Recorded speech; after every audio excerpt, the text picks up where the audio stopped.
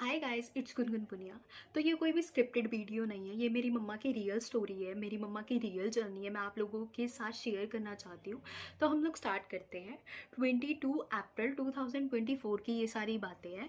तो उस दिन मैं कॉलेज गई हुई होती हूँ और मेरे पापा ऑफिस गए हुए होते हैं। मम्मा ने सबका खाना वाना पैक करके बढ़िया दिया। तो मैं आप लोगों को कुछ बताना चाहती हूँ। जब मैं पैदा हुई थी 2005 में, तो मेरी मम्मा को हार्ट फेल हो गया था। तो तब से मेरी मम्मा की मेडिसिन चल रही है। डॉक्टर ने बोला कि जब तक आपको जीना है आपको मेडिसिन खानी ही पड़ेगी। तो मेरी मम्मा को हार्ट फेल हो गया था। तो तब से मेरी मम्मा को ब्लड प्रेशर की बहुत प्रॉब्लम रहती है। उनका बीपी बहुत ज़्यादा हाई रहता है। तो मेरी मम्मा को 19 साल हो गया दवाइयाँ खाते खाते खाते खाते। डॉक्टर ने बोला एक दिन भी दवाई स्किप नहीं करनी है। तो मेरी मम्मा डेली दवाई खा रहे हैं। तो मेरी मम्मा को कभी कभी नॉर्मल, कभी कभी हेडेक हो जाता था, कभी कभी सर में नॉर्मल। हमें लगता था कि कभी कभी हो जाता है, मम्मा थोड़ा स्ट्रेस रहते थे, थोड़ा टेंशन हो जाती है घर में। तो हमें लगता है शायद वैसे उस वजह से सर में दर्द हो रहा है। तो हमें ऐसा लगता था। तो मम्मा नॉर्मल दवाइयाँ वगैरह लेते रहते थे, नॉर्मल पेन किलर ले लेते थे।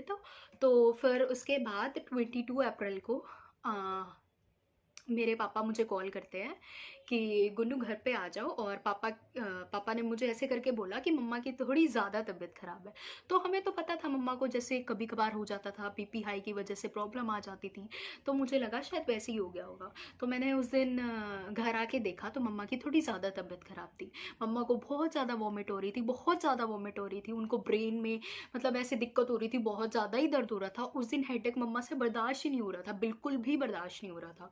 तो मेरी मम्मा ने सोचा कि पेन किलर लूँगी उससे आराम हो जाएगा। तो मैं डॉक्टर के पास गई और मैंने मेरे मामा से भी दवाइयाँ पूछी। मामा ने बताया कि वॉमिट के लिए ये सब दवाइयाँ दे दो, इससे वॉमिट ठीक हो जाएगी।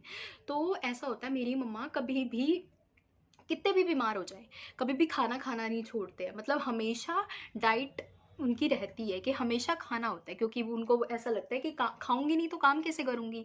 तो उस दिन मेरी मम्मा ने कुछ भी नहीं खाया। तो मुझे लगा शायद मेरी मम्मा की ज़्यादा ही तबीयत ख़राब है। तो मेरी मम्मा को सर में बिल्कुल भी आराम नहीं आ रहा था। हमने बहुत दवाइयाँ चेंजेस मतलब किए, कैसे ना कैसे आराम आ जाए, आराम आ जाए। मेरी मम्मी को बिल्कुल आराम नहीं आ रहा था। तो फिर उस दिन रात ऐसे ही निकाल दी हमने। तो रात को तो मम्मा को नींद आ गई आराम से। फिर नेक्स्ट डे हमारे पास में एक डॉक्टर है, तो वहाँ पे हम मम्मा को लेकर गए। डॉक्टर को मैं घर ही बुलाकर लेकर आई थी। तो उन्होंने बोला कि आप लोग ग्लूकोज लगवा लो, और फिर उससे सर का दर्द भी ठीक हो जाएगा और वॉमिट की प्रॉब्लम भी नहीं होगी। तो पापा बोले ठीक है, डन, आप लोग कर दो, और बस आराम आना चाहिए। तो फिर उन्होंने भी अपना ट्रीटमेंट शुरू कर दिया। तो मम्मा को कुछ आराम नहीं आया, 2-3 दिन हो गया है। तो 26 अप्रैल 2024 को हम मम्मा को हॉस्पिटल लेकर गए। मम्मा की 10 साल से वहीं दवाइयाँ चल रही है। तो वहाँ पे महाराजा अग्रसेन में हम मम्मा को लेकर गए। तो वो डॉक्टर ऐसे है, उन्होंने देखते ही बता दिया कि इनको ब्रेन में ब्लीड हुआ है। तो उन्होंने फटाफट से बोला इनकी ब्रेन MRI करानी पड़ेगी अर्जेंट, और फटाफट से इनका ब्रेन CT स्कैन कराना पड़ेगा। तो पापा बोले डन डन, फटाफट से आप कराओ। तो मम्मा को व्हील चेयर पे लेकर गए। तो ऐसा होता है, डॉक्टर ने बोला कि बहुत सारे लोग ऐसे होते हैं, वो हाफ साइड पैरालिसिस हो जाता है उन्हें, ऐसे प्रॉब्लम आती है। तो मम्मा को उन्होंने बोला आपके कितने बच्चे हैं, सब कुछ याद है आपको। तो मम्मा ने उनकी कमांड भी फॉलो की, सब कुछ अच्छे से रिप्लाई भी किया। तो फिर फटाफट से वो CT स्कैन के लिए मम्मा को लेके जाते हैं। 5-10 मिनट में रिपोर्ट आ जाती है। तो रिपोर्ट आने के बाद डॉक्टर बोलते हैं कि इनको ब्रेन में ब्लीड हो गया है। तो फटाफट से उन्होंने एडमिट किया मम्मी को। पापा ने बोला फटाफट से एडमिट करो। तो उन्होंने ट्रीटमेंट शुरू कर दिया। तो उसके आधे 1 घंटे बाद मम्मी को आराम आ गया। फिर वहाँ पे न्यूरोलॉजिस्ट होते हैं, वहाँ पे कार्डियोलॉजिस्ट है, उन्हें हम जानते हैं क्योंकि मम्मा की हार्ट की दवाइयाँ वहाँ से चली हुई है।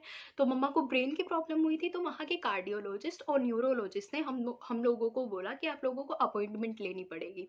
तो मैं और मेरे पापा गए, वहाँ से डॉक्टर से बात की। तो डॉक्टर ने हमें बताया कि आपकी मम्मा को ऐसे ऐसे करके प्रॉब्लम है।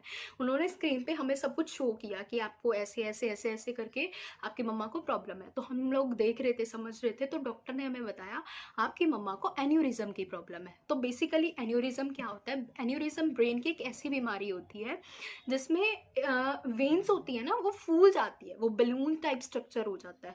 अब जैसे कोई भी बलून है, उसमें हम पानी भरेंगे तो वो एक टाइम ऐसा होगा फट जाएगा। तो सेम ऐसा ही मम्मा के साथ था। अगर मम्मा का जैसे ही ब्लड प्रेशर थोड़ा सा भी हाई होता, तो वो फट जाता, वो जो बलून है वो नस फट जाती। तो ऐसे करके डॉक्टर्स ने हमें बोला कि आप लोगों को सर्जरी करानी पड़ेगी। तो हमें लगा मम्मा तो बिल्कुल ठीक है, इनको तो कोई प्रॉब्लम नहीं है, शायद पैसे बनाने के लिए वो लोग ऐसे बोल रहे हैं। हमने बोला कि आप हमें थोड़ा सा टाइम दो, हम आप लोगों को डिसाइड करके सब लोग बता देते हैं। तो पानीपत में जितने भी न्यूरोलॉजिस्ट थे, दिल्ली में जितने भी न्यूरोलॉजिस्ट थे, मेरे फ्रेंड्स थे डॉक्टर, मेरे मामा के फ्रेंड्स थे डॉक्टर, मेरे ताऊ के लड़के के फ्रेंड्स थे डॉक्टर, हम सब लोगों ने सबसे पूछा, रिपोर्ट सेंड की कि क्या प्रॉब्लम आ रही है। तो सब ने हमें यही बताया कि आपको सर्जरी करानी पड़ेगी, अगर आप सर्जरी नहीं कराते हो तो बहुत ज़्यादा प्रॉब्लम आ जाएगी। ठीक है, तो हम लोगों ने डिसाइड किया हम लोग सर्जरी करा लेंगे। तो हमने सोचा कि हम बेसिकली, मम्मा को ब्रेन की प्रॉब्लम थी, हार्ट की तो कोई प्रॉब्लम नहीं थी। तो हमने सोचा हम स्पेशलिस्ट के पास जाते हैं, ब्रेन स्पेशलिस्ट के पास जाते हैं।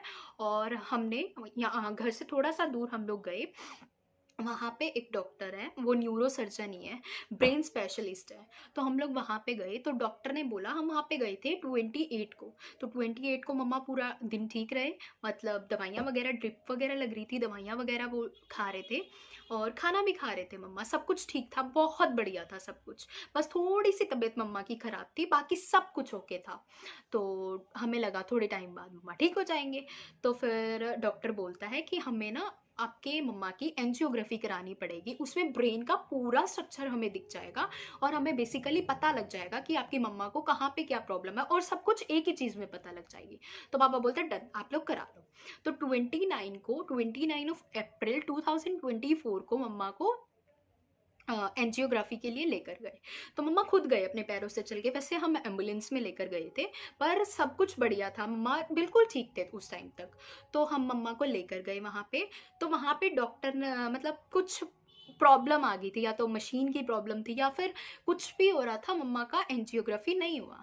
तो फिर डॉक्टर बोला अब आज हम नहीं कर सकते, अगर आपका आज हुआ है तो अब से 24 घंटे बाद आपका होगा एंजियोग्राफी।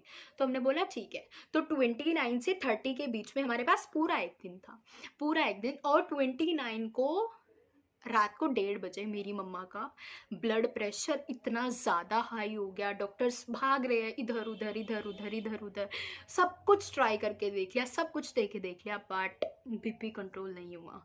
तो मम्मा का बीपी चला गया 130, 140, 150, 160, 170, 180, 200, 210, 220, 30, 40।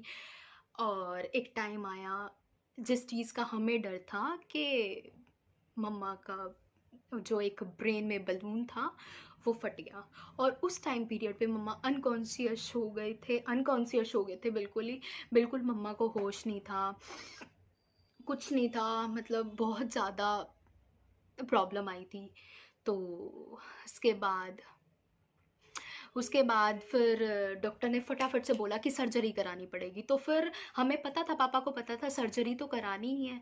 तो पापा को लगा ठीक है वो सर्जरी हो जाएगी, उसके बाद मम्मा नॉर्मल हो जाएंगे। तो ठीक है, पापा ने बोला फटाफट से सर्जरी का सामान लेकर आए, सब कुछ हुआ। फटाफट से मम्मा को 6 बजे से पहले ही ओटी, पौने 6 बजे ओटी में लेकर चले गए। ओटी में जैसे ही लेकर गए मम्मा बाहर आते 8 बजे। तो वीडियो बहुत ज़्यादा लंबी हो गई है, मैं नेक्स्ट वीडियो, मतलब इस वीडियो का पार्ट 2 डालूंगी, उसमें मेरी मम्मा की पूरी जर्नी आप लोगों के साथ शेयर करूंगी।